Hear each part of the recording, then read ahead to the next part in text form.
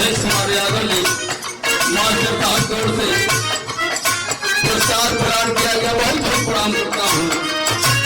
दूसरी लाइन है सबके होता है ला झूठी बात गवातिया लाला में कहे के लाधू नहीं रहा हो।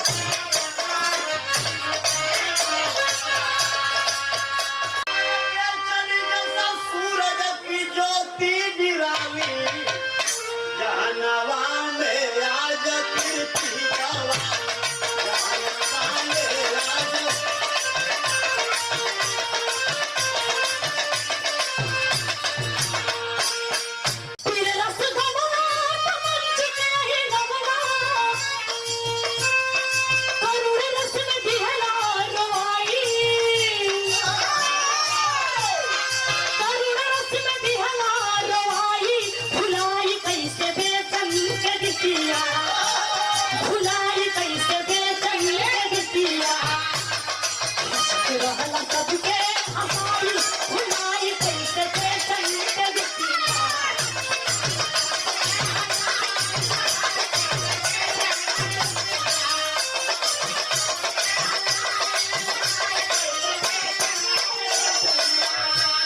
यारे ना जाने दिया ना मैं कितना ले तेल बात मेल कवना काम के चाहे के या तेल बात मेल कवना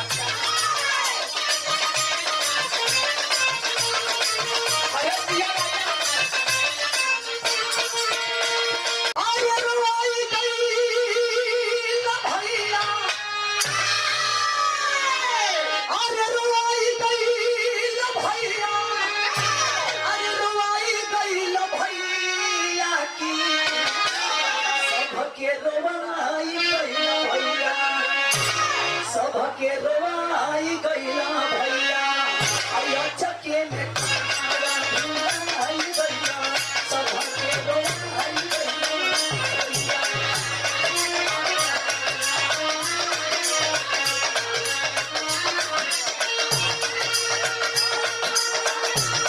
गई ना भैया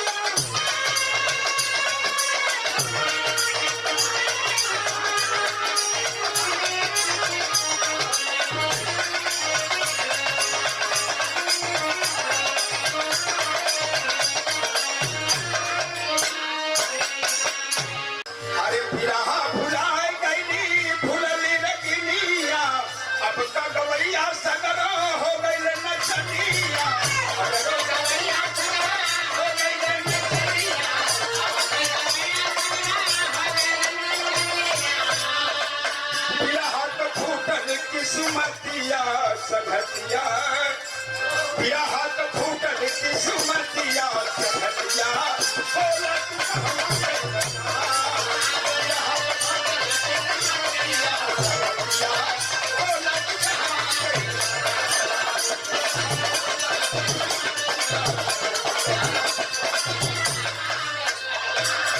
हरदम जरलाई हम अरे कर में के ज्योतिया बिसरे न दिल से भैया अरे बिसरे न दिल से भैया बेचन के सुरतिया बिसरे न दिल से भैया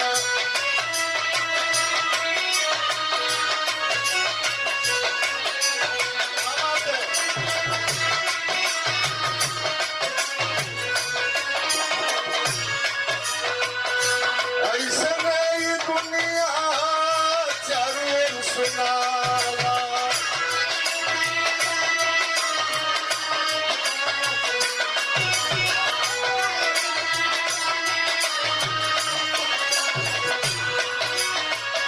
अरे जकर जैसन करनी माँ वैसे ही गवाला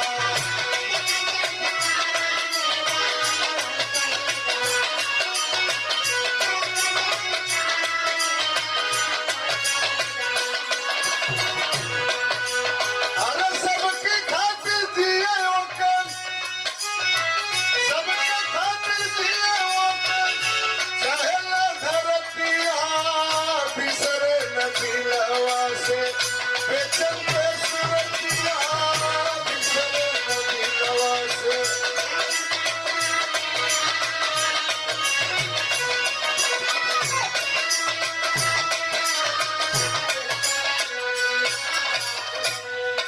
नयनवा तरस पियासल उड़ी गई न बाग का सुगंधवा उड़ी गई न बाग का सुगंधवा नयनवा तरस पियासल उड़ी गई न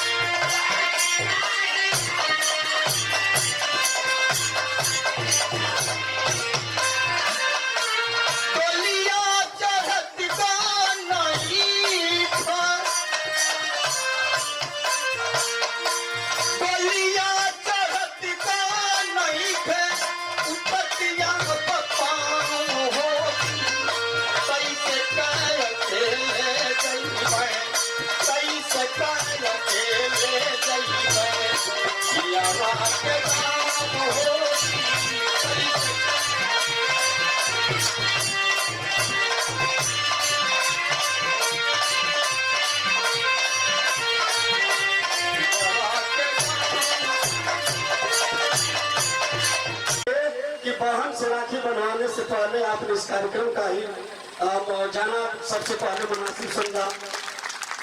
तो मैं पुनः चाहूंगा कि आदरणीय एमएलसी साहब का आप लोग स्वागत करेंगे। और एक बात बंधुओं मैं अभी से बता दूं, साजुड़े के बिना कलाकार अधूरा है। जियते भर मिले डाब, अरे तनक के बसाना, अरे मुअत्ते का फनगाज दिहल हो, और भर में पाखंडी मान यही काल युग में होला या धरा मामा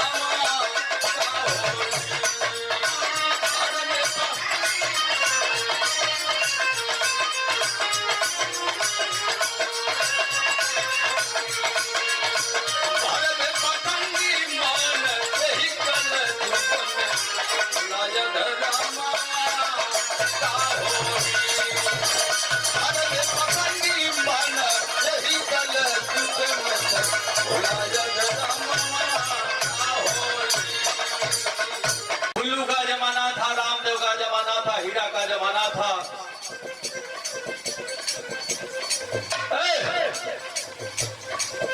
चलिए भाई, अरे हमसे मिल के दे बतियाओ जाकर।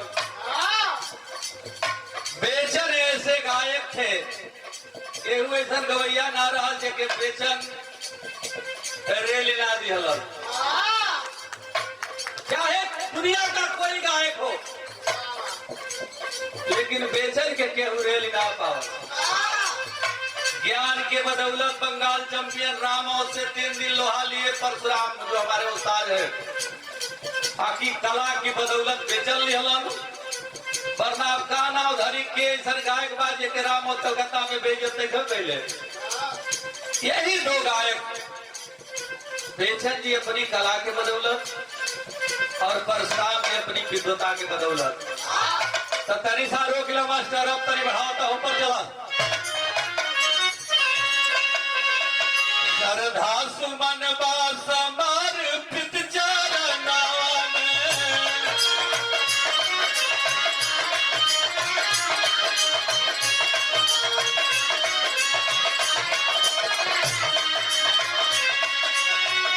छोड़ के गैला सबके केवना जहनावा में, छोड़ के गैला सबके केवना जहनावा में, श्रद्धा सुमन समर्पित चरनावा में।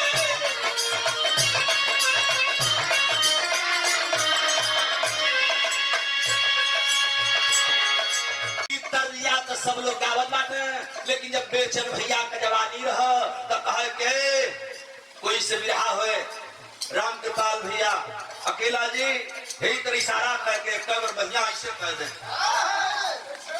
सुना हमारे नाव बेचन है, हम डुप्लीकेट डुप्लीकेट चटलीकेट पचलीकेट छटलीकेट ले सुनाईला तो एक डुप्लीकेट है। अरे क्या बात है, अभी भी डांस कला देखे हैं हमरे बड़का भैया का संजोग से तीसरी चौथी मुलाकात हो। कई बार विवाह में संगत मुलाकात होकर संगत से भाई से देखली हम कहीं कहां से आगे न सही आप खाली डांसवे देखत में इनके मालो पहिया लागे। सच्चाई है इनके कला देखा बदे हम इहो दिमाग में उतर गए कि मलो देखते, जबकि जब मीनाक्षी के पैसा फेंकला तब हमके दिमाग में आल था। लेकिन एक डुप्लीकेट गावे मास्टर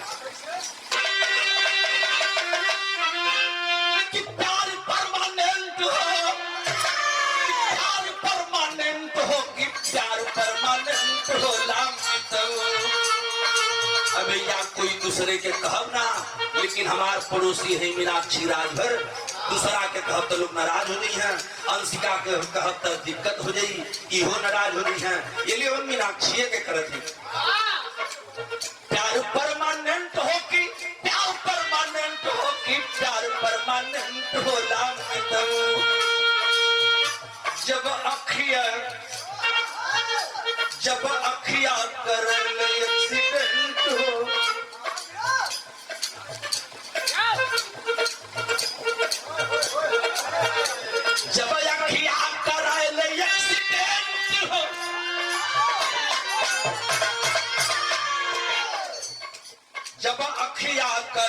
एक्सीडेंट हो कि प्यार परमानेंट होना।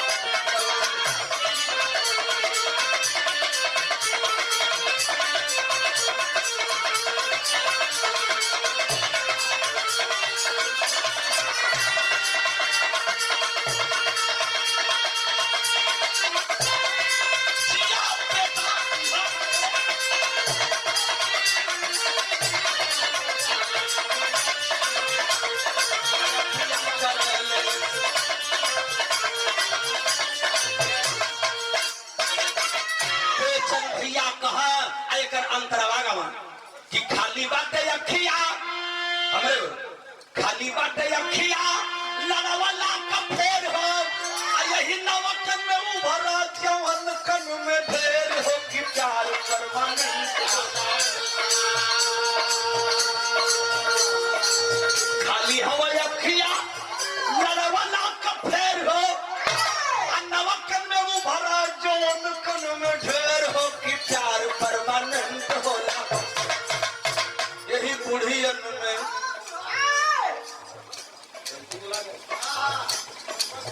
क्षमा मांगती यही बुढ़वन में 5 बरस हम ना करते।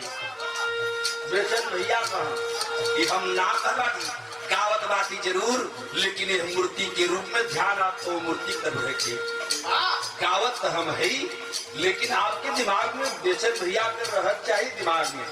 जब सूरत दिमाग में रही तो हमारी गीत अच्छी लगी।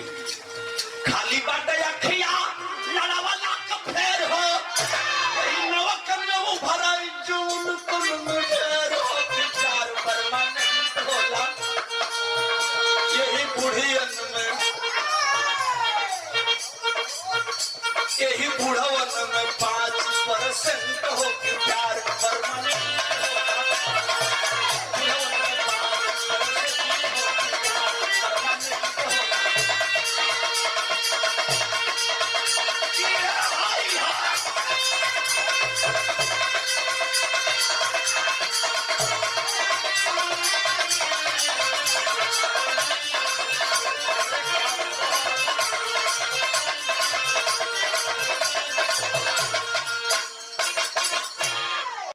हम लोग कितना हूँ श्रद्धांजलि गाएंगे भाई बेचन जी की, लेकिन बेचन जी को अब वह चीज नहीं मिल पाएगा जो चीज उनके कर्म से मिला। अब तो जमाना केवल बात से बेचन की आत्मा को संतुष्टि दे रहा है, लेकिन सब आत्मा का खुराक कोई है नहीं न कोई देने वाला है।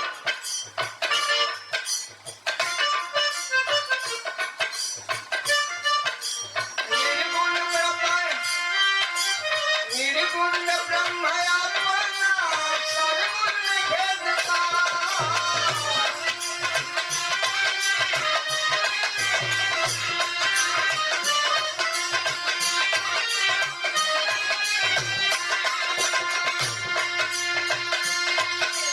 डोली कहार था अग्नि भेदता।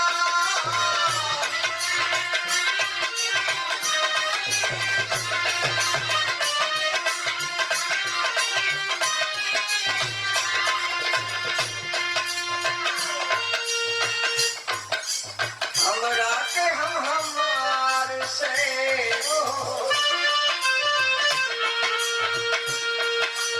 हमरा के हम हमार से तोहरा के काम।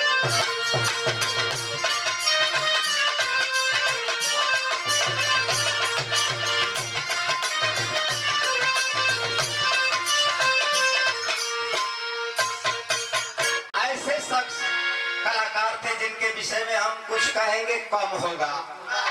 जब भी रहा स्वर्गीय बेचन गुरु जी का चमका, स्वर्गीय रामदेव चचा उस समय जवानी के आलम पर थे।